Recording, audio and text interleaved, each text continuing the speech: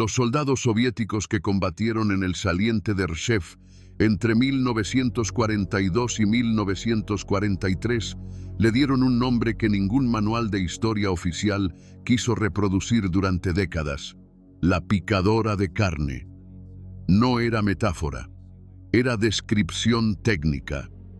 Un sector del frente oriental de aproximadamente 150 kilómetros de anchura, donde durante 15 meses consecutivos dos ejércitos se destruyeron mutuamente en un ciclo de ataque y contraataque que produjo pérdidas que los historiadores soviéticos mantuvieron clasificadas hasta el fin de la Unión Soviética, porque las cifras eran demasiado grandes para ser explicadas sin cuestionar las decisiones que las habían producido.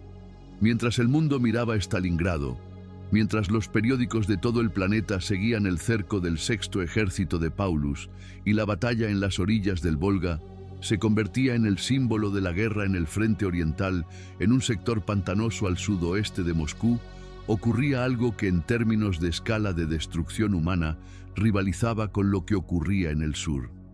Rivalizaba y en algunos periodos lo superaba. Pero Rzev no era Stalingrado. No tenía el peso simbólico del nombre de Stalin.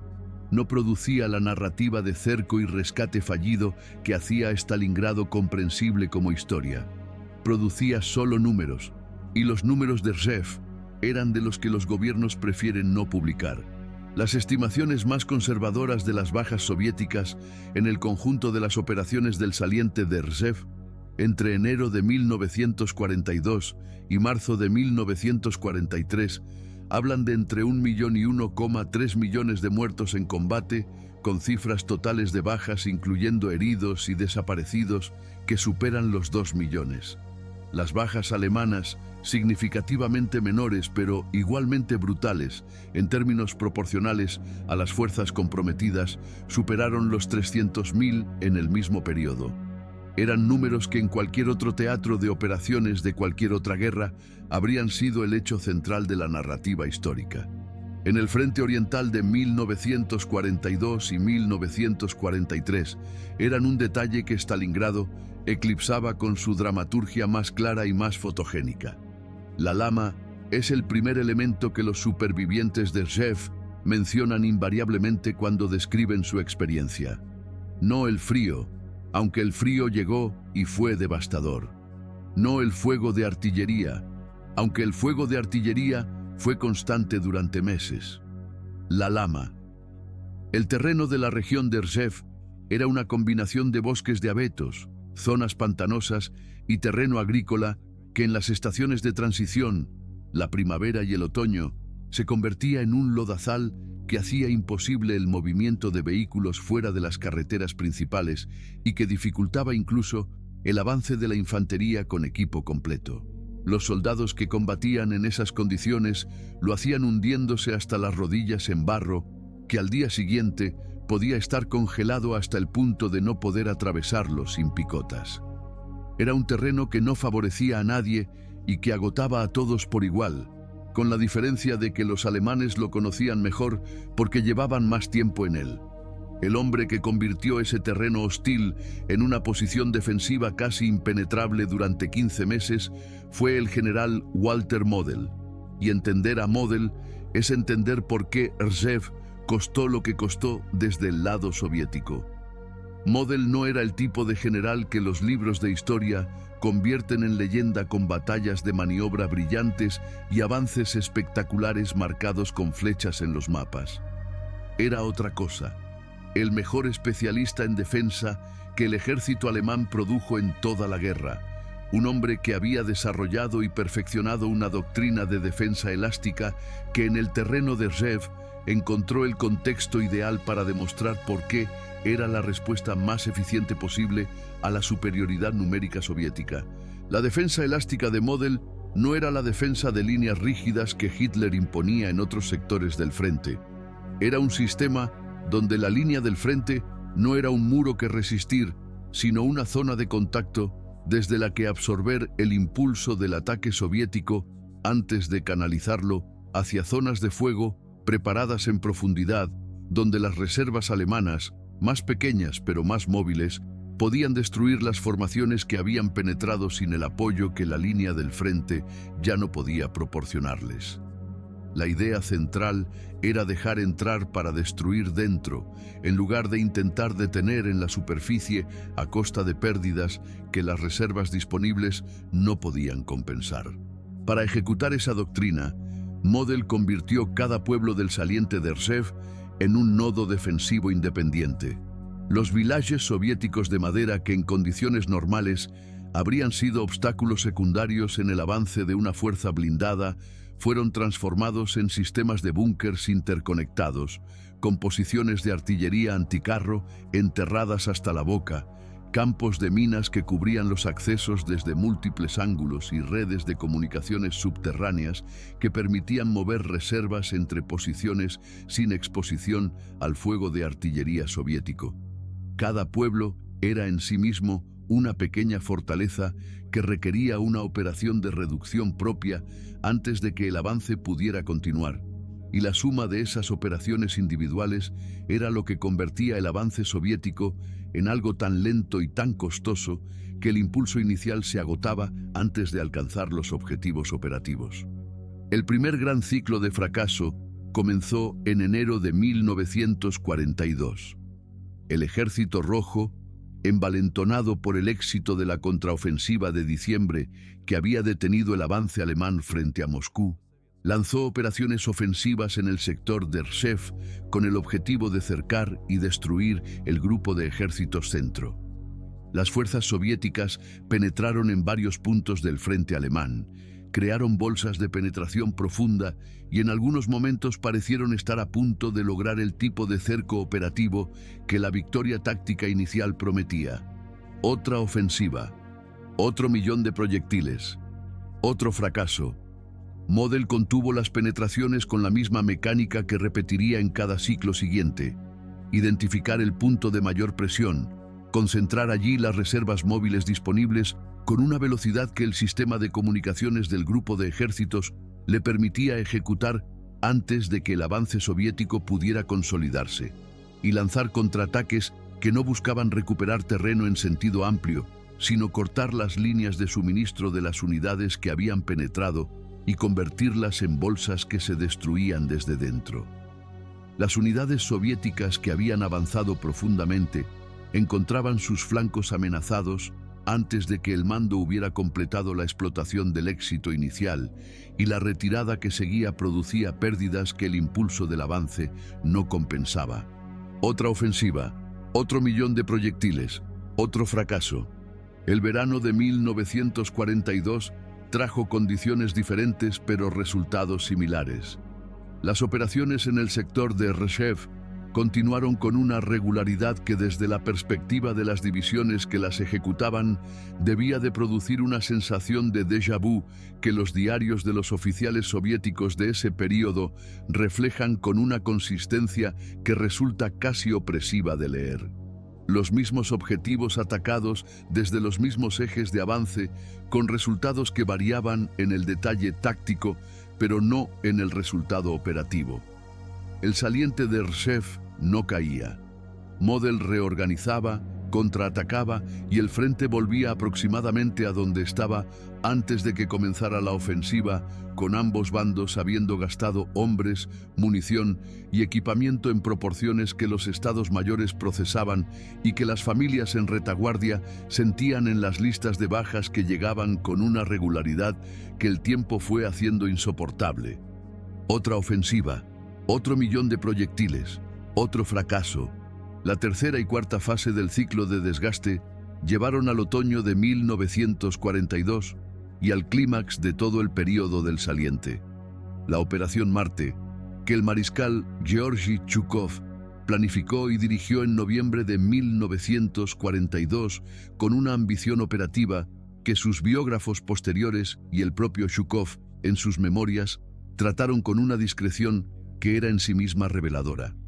Marte era en los planes soviéticos la operación gemela de Urano, el cerco de Stalingrado. Mientras Urano se ejecutaba en el Volga y producía el resultado que la historia registró, Marte atacaría el saliente de Rzhev con fuerzas comparables, y produciría un cerco similar del Grupo de Ejércitos Centro, que en el esquema estratégico soviético de ese otoño era tan importante o más que lo que ocurría en el sur. Zhukov comprometió en Marte aproximadamente 667.000 soldados, 1.900 tanques y más de 3.000 piezas de artillería. Era una fuerza de proporciones que en cualquier otro teatro de operaciones de la guerra habría sido suficiente para un resultado decisivo. En el saliente de Rzhev, en noviembre de 1942, contra una defensa que Model había perfeccionado durante 10 meses de ataques previos, produjo el mayor fracaso operacional de la carrera de Zhukov. El colapso logístico soviético en Marte comenzó antes de que los tanques hubieran avanzado los primeros kilómetros. La nieve que cayó en los días previos al inicio de la operación convirtió el terreno que ya era difícil en algo que los vehículos de cadenas manejaban con dificultad y que los camiones de suministro no podían cruzar fuera de las carreteras principales. Las columnas de tanques, que debían avanzar por rutas que el reconocimiento previo había identificado como transitables, encontraron terreno que el peso de los vehículos y la temperatura habían transformado en trampas donde los blindados se hundían hasta el vientre y requerían vehículos de recuperación que a su vez tenían dificultades de movimiento en las mismas condiciones. La cadena de suministro que debía alimentar el avance se rompió en múltiples puntos simultáneamente. Los camiones que llevaban combustible y munición desde los depósitos de retaguardia hasta los puntos de distribución avanzados se atascaban en la nieve, eran atacados por la aviación alemana que operaba con más eficiencia sobre ese terreno que la soviética en esas condiciones, o simplemente no podían seguir el ritmo de consumo de una operación ofensiva de esa escala en un frente donde cada kilómetro de avance requería más combustible y más munición que el anterior. Los tanques que lograban avanzar lo hacían sin la cobertura de infantería que el plan requería, porque la infantería no podía seguir el ritmo de los blindados en ese terreno. Y los tanques sin cobertura de infantería en el tipo de terreno defensivo que Model había preparado eran exactamente el objetivo que los equipos de cazacarros alemanes con Panzerfaust y los cañones anticarro en posiciones enmascaradas esperaban. Las pérdidas de blindados soviéticos en Marte alcanzaron cifras que los archivos soviéticos no publicaron hasta la década de 1990 porque contradecían la narrativa de que el período de Rzhev había sido una contribución deliberada y calculada al éxito de Urano en lugar de un fracaso operacional de primera magnitud. Zhukov nunca admitió en vida que Marte fue una derrota. Sus memorias describen las operaciones en el sector de Rzhev en el otoño de 1942 con un lenguaje que los historiadores que han accedido a los archivos soviéticos describen como una obra maestra de omisión selectiva. Lo que Zhukov no podía cambiar eran los números, y los números de Marte hablaban de aproximadamente 335.000 bajas soviéticas en 6 semanas de operaciones, con pérdidas de blindados que superaban los 1.600 tanques, en un fracaso que el éxito simultáneo de Urano en el Volga permitió ocultar en la narrativa general del invierno de 1942 a 1943.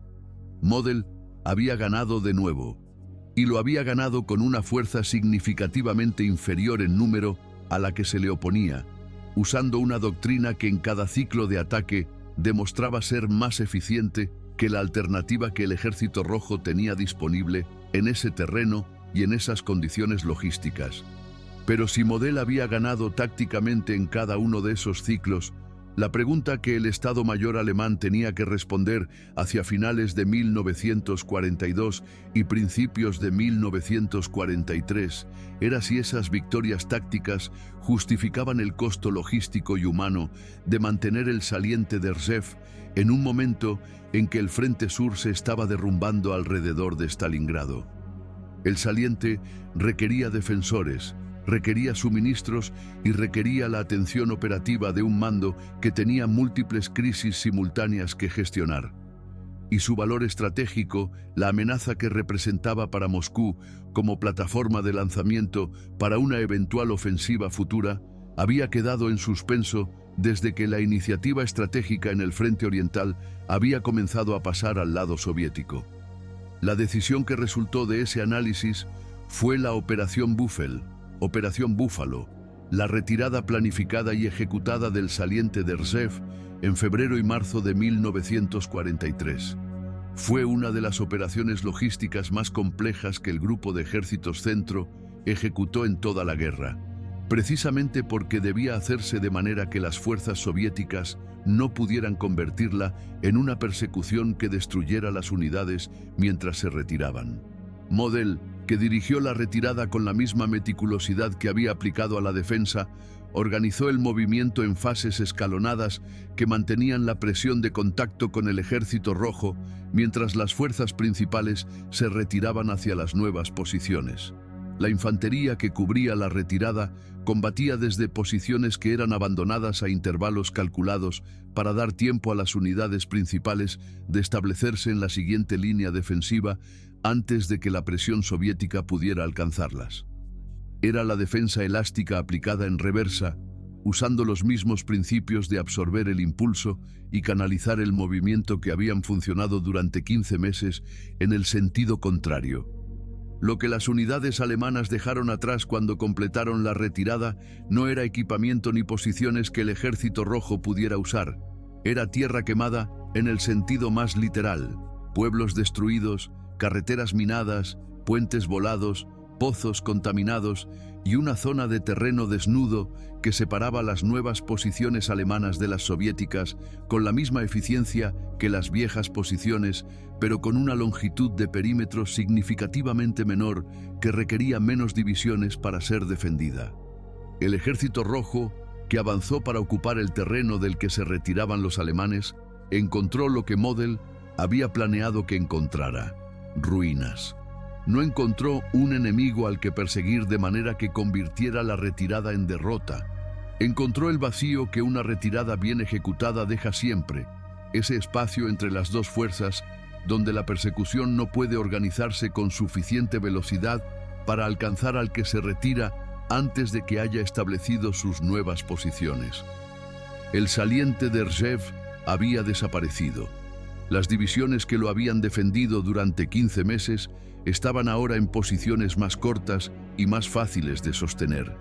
Y el Ejército Rojo, que había gastado más de 2 millones de bajas en los ciclos de ataque que no habían podido romper la defensa de Model, celebraba la recuperación de un territorio que los alemanes habían abandonado deliberadamente antes de que pudiera ser tomado por la fuerza. La paradoja de Rzhev es que no tiene un vencedor reconocible en los términos que la historia militar normalmente usa para definir el resultado de una batalla. Los alemanes defendieron el saliente durante 15 meses y luego lo abandonaron sin ser destruidos. Los soviéticos atacaron el saliente durante 15 meses sin poder tomarlo por la fuerza y luego lo ocuparon cuando los alemanes se retiraron. Las pérdidas de ambos bandos fueron de una magnitud que ninguno de los dos estados mayores tenía interés en publicar en su totalidad. Lo que Rzhev produjo en términos reales fue desgaste. Desgaste en el sentido más técnico y más brutal de la palabra. La reducción progresiva de la capacidad de combate de ambos ejércitos a través de un proceso que consumía hombres, equipamiento y munición sin producir ningún cambio en la situación estratégica que justificara ese consumo. El Grupo de Ejércitos Centro salió de Rzhev debilitado. El Ejército Rojo salió de Rzhev con pérdidas que habrían destruido cualquier otro ejército del planeta, pero que la escala de la producción soviética y las reservas demográficas del país podían absorber de una manera que Alemania ya no podía igualar. En Rzhev nadie ganó. El tiempo pasó. Los hombres murieron y el frente se movió finalmente, no porque uno de los dos lados hubiera encontrado la manera de romper el ciclo de ataque y fracaso, sino porque las circunstancias estratégicas en otros sectores del frente hicieron que mantener el saliente fuera menos valioso que las divisiones que requería para defenderlo. Eso fue Rzhev, no una batalla. no una victoria ni una derrota. Un proceso de destrucción mutua que duró 15 meses y que el tiempo simplemente paró cuando ninguno de los dos lados pudo seguir pagando el precio que requería continuar. Los muertos siguen allí,